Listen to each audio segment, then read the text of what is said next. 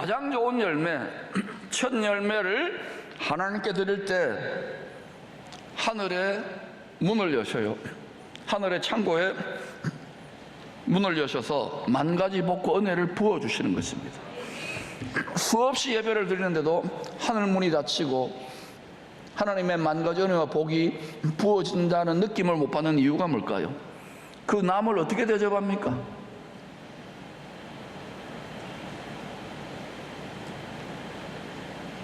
하나님께 대접을 받고자 하는 대로 하나님을 잘 대접해야 됩니다. 그러면 하나님이 그 대접받은 대로 우리에게도 대접하십니다. 이것을 굳게 믿고 삶의 시험의 현장에서 여러분이 지켜내고 체험할 수 있기를 축원합니다. 사단은 계속 속삭입니다. 가라지 씨를 뿌리면서 생각을 말합니다. 말을 말합니다.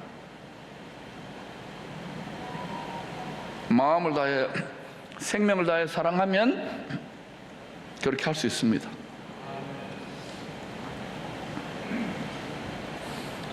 이 첫 열매 신앙의 복된 신비에 대하여 깨달은 분이 찬송을 만들었는데 이게 보니까 찬송가 1장에 기록되어 있더라고요. 그래서 제가 여러 번 자주 부릅니다. 지난번에 교육자들과 일본에 가서도 이걸 막 불러드렸어요. 일본 땅에 이 은혜가 임하라고. 같이 한번 불러볼까요? 찬송가 1장. 다 일어나십시다. 우리 오늘 또 찬양 잘해주신 호산나도 일어나세요. 먼저 찬양대가 먼저 하십시다.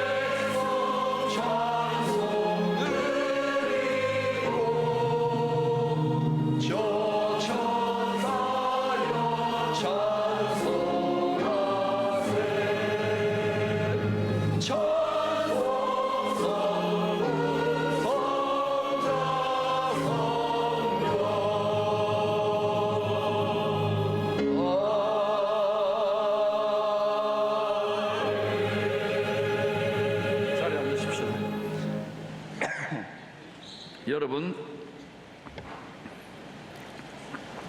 우리가 가장 좋은 것으로 대접해드려야 될 그분이 만복의 근원입니다. 기쁨의 근원입니다. 능력의 근원입니다. 생명의 근원입니다. 계시의 근원입니다. 그 근원으로 돌아가는 것이 신앙생활입니다. 육체로는 갈 수 없어요. 예수 십자가에 피 흘린 희생양의 어린 양의 가죽옷을 입고 천국으로 돌아가고 있는 중입니다. 그 천국이 우리 마음에 지켜져야 되는 거예요. 에덴 동산 같은 마음밭을 잘 지킬 수 있기를 축원합니다. 기도와 말씀에 부지런한 농부가 되지 못하고서는 마음은 금방 가시덤불과 엉금키 온갖 자기 생각과 여러 가지 잡다한 것으로 쓰레기집같이 되어버리는 것이 인간의 마음입니다. 부지런히 잘 지킬 수 있기를 축원합니다. 주님이 하늘의 밀 씨앗으로 죽어 부활의 첫 열매가 되신 이유도 예수 믿는 우리를 첫 열매, 가장 좋은 열매로 하나님 아버지께 제물로 드리기 원하셔서입니다. 야고보서 1장 18절입니다. 시작. 그가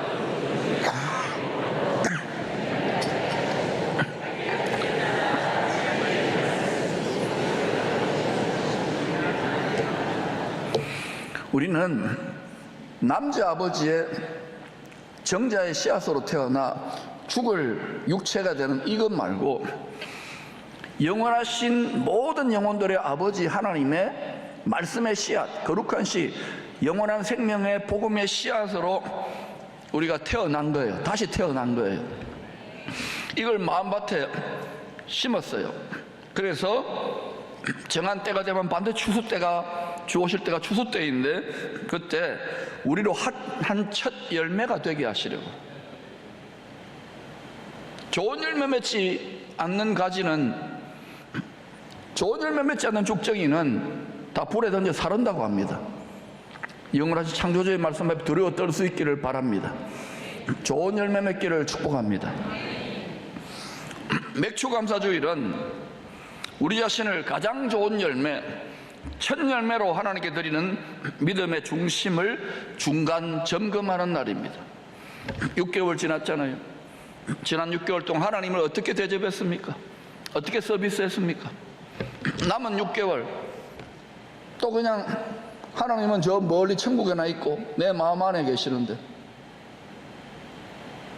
세상과 짝하여 적당하게 왔다 갔다 하는 온갖 잡다한 생각과 판단과 말의 열매를 올려드린다면, 여러분 그 예배, 그 믿음의 중심에 하나님이 하늘 문을 여시고 만 가지 복과 은혜를 부어줄 수 있겠습니까?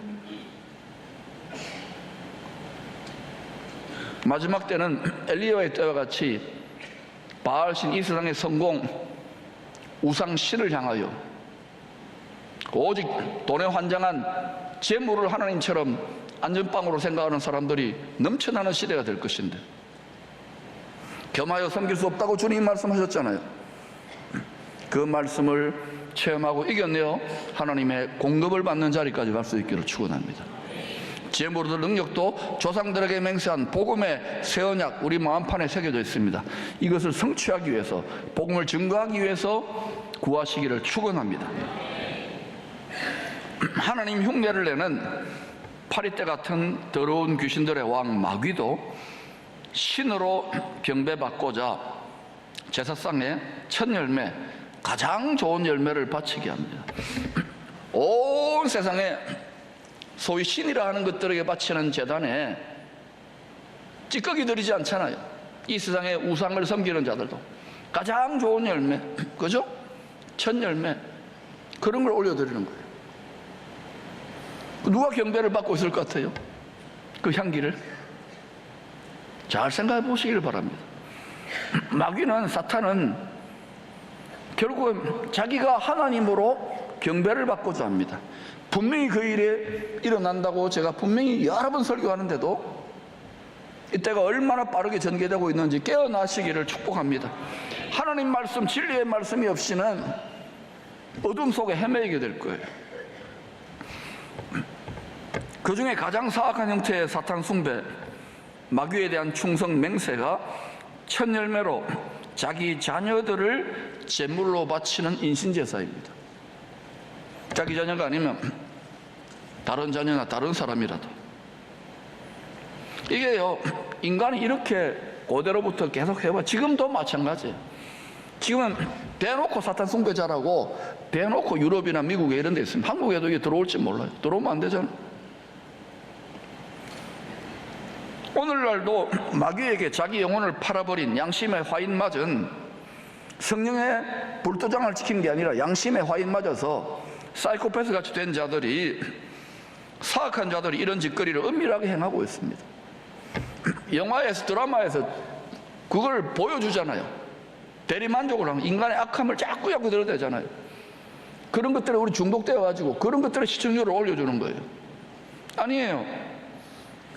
고상하고 아름다운 그런 영화들, 복음적인 영화, 재미없게, 우리도 거기 중독됐기 때문에 재미없다 하더라도 그런 것 자꾸 기지해주고 격려해줄 수 있기를 축원합니다.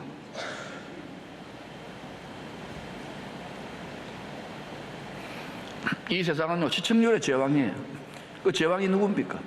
육체의 정욕과 안목의 정욕과 이생의 자랑으로 더 짜릿하고 더 쾌감을 주고 더 화끈한 거, 점점 더 그렇게 불쌍한 인생들, 미혹당하는 인생들, 육체의 정욕과 육체의 생각을 따라서 거기 가고 있잖아요. 지금 어때요? 모든 사람들이, 특히 우리 미래 세대들이 여기에 다 눈과 귀와 생각을 다 뺏기고 있잖아요. 이런 시대를 살아가면서도 어른들은 그냥 심상하게 봅니까? 당장 내 품에 와닿지 않겠다고. 왜 산을 개발하고 왜 이제는 교회의 패러다임이 아니라, 교회는 원래부터 하나님 나라의 중심 센터였어요. 통치본부, 킹덤의 패러다임으로 가야 되는지를 부지런히 배워서 깨닫고 나아갈 수 있기를 축원합니다. 남유다의 14대 왕 므낫세, 그 아버지는 경건한 히스기야 왕이었습니다. 55년 동안 남유다 왕국을 다스리는데, 이자가 아버지 때 북방에 패권을 움켜쥔 제국 아시리아가 와가지고 예루살렘을 둘러싸고 협박을 했잖아요. 그때 경건했던 왕 히스기야는 바로 이사야 선지자의 예언의 말씀을 믿고, 그리고 하나님을 전심으로 왕이 먼저 경외하니까 신하들과 제사장들과 모든 백성들이 하나님께 살려달라고 기도했던, 하나님의 전능하신 분의 능력을 의지했던 거예요. 그 위기가 극복되었어요. 그러니까 고대 근동 지역에 뭐 아시리아 지역뿐만 아니라 애굽이나 그 주변 나라들에, 우와, 히스기야 왕 대단하다, 남유다 왕국 대단하다, 대단히 이렇게 폼을 잡았던 거예요. 그런데 그 아들 므낫세는 경건했던 아버지의 모습을 본받지 않고 여전히 북방 아시리아가 점점 힘이 강해지니까 두렵잖아요. 우리나라도 끼어 있잖아요. 이게 두렵잖아요. 그러니까 옆에서 꼬드기는 거짓 선지자들이 있는 겁니다. 가까이, 누구를 가까이 하느냐, 누구의 말을 듣느냐가 중요하거든요. 그 선지자의 거짓말하는 자들이죠. 미혹하는 영의 말을 듣고 그걸 먹고 실천합니다. 그래서 자기 왕자들을 몰렉신이라고 하는 사악한 그 우상에게, 사탄이죠, 제물로 바치는 거예요. 그것을 역대하 33장 6절에 이렇게 증거합니다. 같이 읽어볼까요? 시작. 또 흰놈의 아들 골짜기에서 그의 아들들을 불 가운데로 지나가게 하며, 아마 꼬드겼을 거예요. 왕실의 안녕과 종료 사직을 지키려면 왕이 가장 좋은 열매, 아들들을, 왕자들을 이 세상 임금 사탄에게 번제물로 바치십시오. 여러분, 하나님은 우리의 심장을 뭐 끄집어내고 이런 피 흘리는 인신제사 받는 분이 아닙니다. 이거 흉내내는 자, 흉내내서 마귀에게 가장 좋은 열매를 드리는 자들이 마야나 고대의 어느 나라나 있습니다. 우리나라도 심청이 임당수에 풍덩 뛰어드는 것도 그런 하나의 흔적이고, 사람이 얼마나 사단에게 마음을 뺏기면은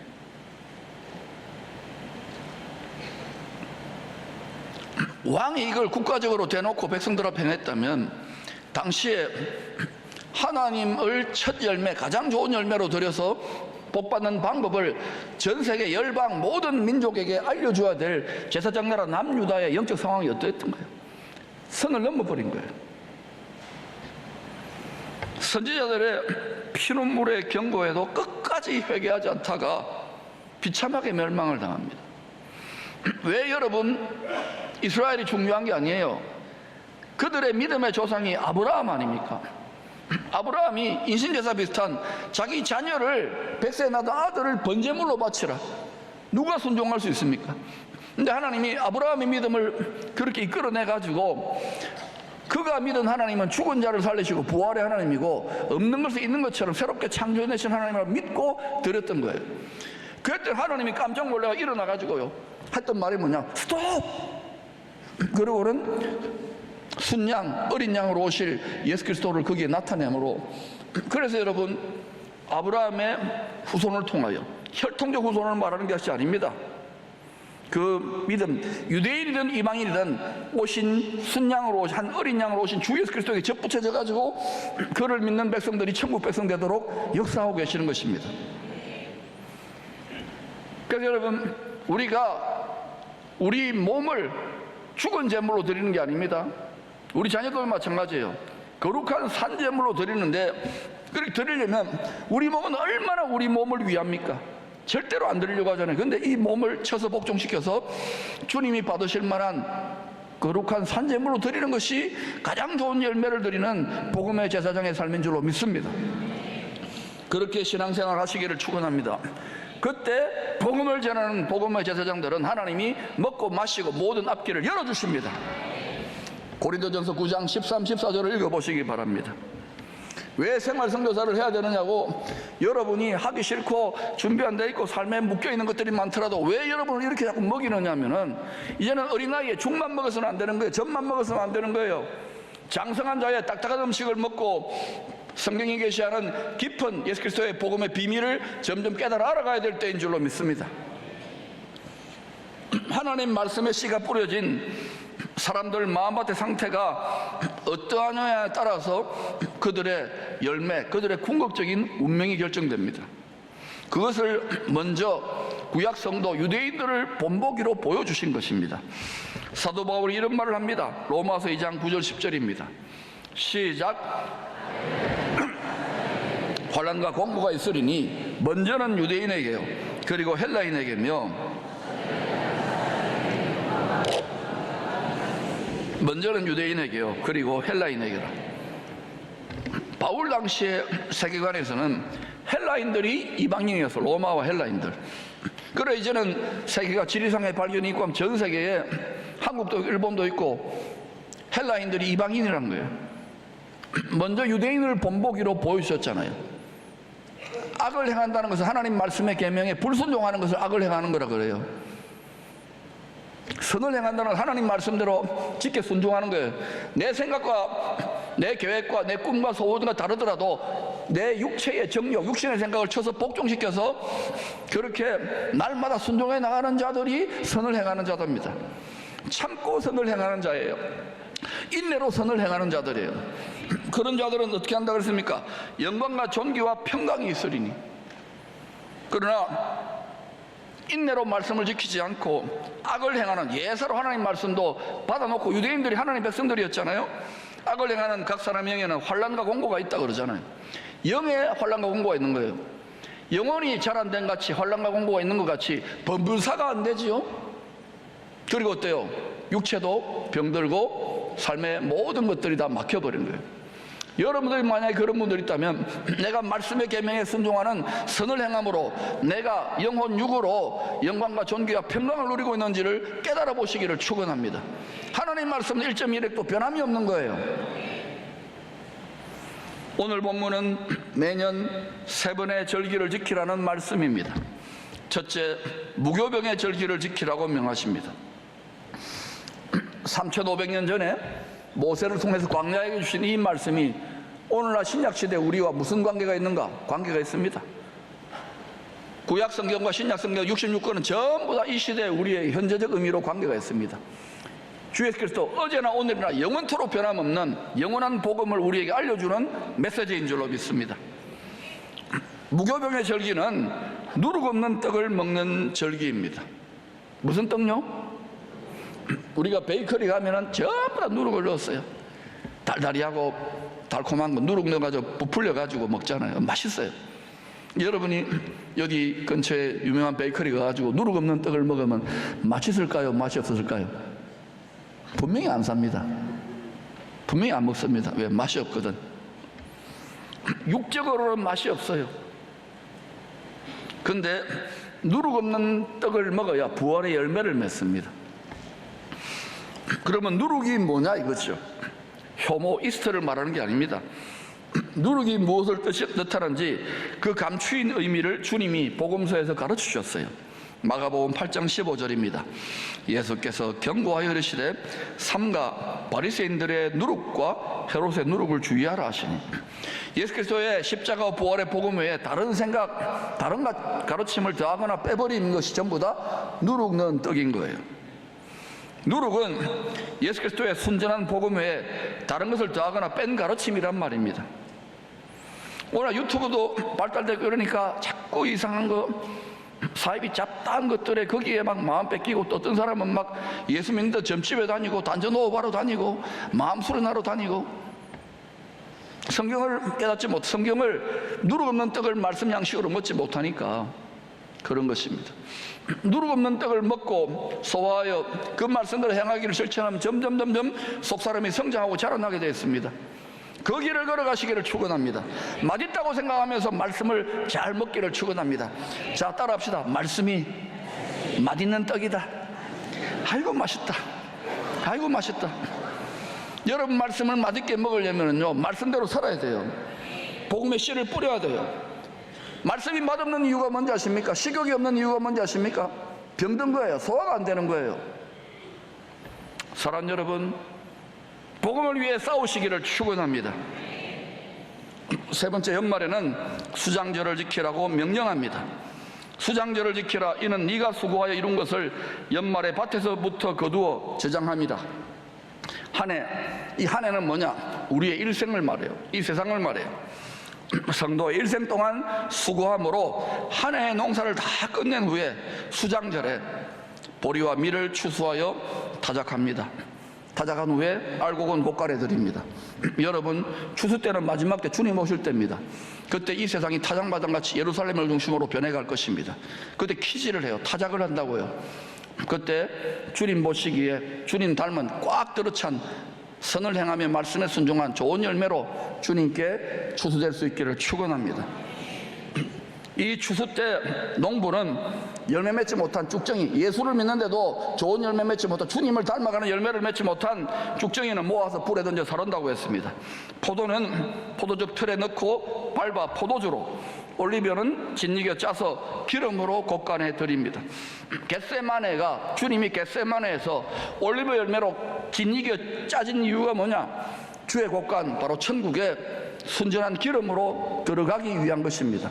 우리가 그리스도의 신부로 기름을 많이 준비하려면은 우리의 자아가 뭉개지고 우리의 교만과 우리의 의가 깨어지는, 그래서 올리브 열매처럼 깨어지는 겟세마네의 시간들을 반드시 통과할 때 그 사람은 그 가정을 이끌 수 있고 주변을 이끌 수 있는 복음의 제사장의 삶을 하나님이 축복하시는 것입니다. 그것을 겪을 때 이상한 일이 아닙니다. 하나님 여러분을 더 주님을 닮은 첫 열매로 추수하기 위한 연단의 과정인 것으로 믿고 감사 찬양하며 말씀의 눈이 열리기를 축원합니다. 이 추수 때에도 좋은 열매 맺지 못하는 가지, 올리브 가지, 포도 가지, 좋은 열매 맺지 못하는 가지는 모아서 역시 불에 던져 사릅니다. 그러니까 여러분, 추수 때를 앞두고 있습니다. 우리는 어떤 열매를 맺어야 되겠습니까? 주님이 추수할 때에 탐스러운 농부이신 하나님이 자랑할 만한 가장 좋은 열매, 첫 열매로 날마다 예배드리며 주님을 대접하시기를 축원합니다. 수장절을 지키라는 이 명령은 오실 그리스도 왕국에서 알곡과 열매로 추수되기를 사모하는 모든 성도들의 감사 잔치의 리허설인 것입니다. 남자들이 백성들을 대표해서 이 맥추절, 무교절, 수장절을 지키라고 명령하신 이유, 남자들은 뭡니까? 여자들은 지키지 말라는 말입니까? 아닙니다. 남자들은 그 하나님의 백성, 성도들의 공동체 중에서 복음의 씨를 간직하고 가르칠 수 있는, 양육할 수 있는 믿음이 성숙한 성도들을 말하는 거예요. 남녀 구분을 말하는 것이 아닙니다. 남자들에게 무교절, 맥추절, 수장절을 지키라 명하시는 거예요. 그러면 나머지는 저절로 따라오는 거예요. 사랑하는 여러분, 왜 이 세 절기를 지키고 특별히 중간결산에 맥추감사주의를 하라고 하는 이유는 우리가 주님의 때에 좋은 열매, 첫 열매로 추수되기를 사모함으로 날마다 하나님을 잘 대접하기 위한 믿음의 중심, 첫 열매 신앙을 점검하는 날인 줄로 기억하시기를 바랍니다. 이스라엘의 농사 절기 비유를 통하여 가장 좋은 열매로 주의 곶간 그리스도의 나라에 추수되기를 사모하시는 말씀인 것입니다. 십자가에 나타난 하나님의 지혜를 성령으로 먼저 깨달았던 지혜의 왕이 있습니다. 바로 솔로몬 왕입니다. 처음에는 하나님을 향기롭게 잘 섬겼지만 나중에 허랑방탕했잖아요. 그가 노년에 이 세상에 열매 맺으려고 했던 모든 것이 헛되고 그리고 예수 그리스도 하나님 아버지를 경외하는 지혜와 지식을 깨달아서 우리에게 이렇게 이야기합니다. 주님 오실 그 추수 때에 너희들이 가장 좋은 열매, 첫 열매로 추수되는 방법은 이렇게 하라는 것입니다. 같이 읽어볼까요? 시작. 내 재물과 내 소산물의 처음 익은 열매로 여호와를 공경하라. 그래야 네 창고가 가득히 차고 네 포도즙 틀에 새 포도즙이 넘치리라. 바로 주의 곶간 오실 그리스도의 왕국에서 추수한 자의 그 기쁨, 수장절, 추수감사 잔치를 누릴 자들이 되기 원한다면 이런 삶을 살아가는 거예요. 내 재물과 내 소산물의 처음 익은 열매, 우리 자신, 우리 몸을 하나님께 처음 익은 열매로 날마다 기쁨으로 거룩한 산재물로 드리는 신앙생활, 예배생활 할 수 있기를 축복합니다.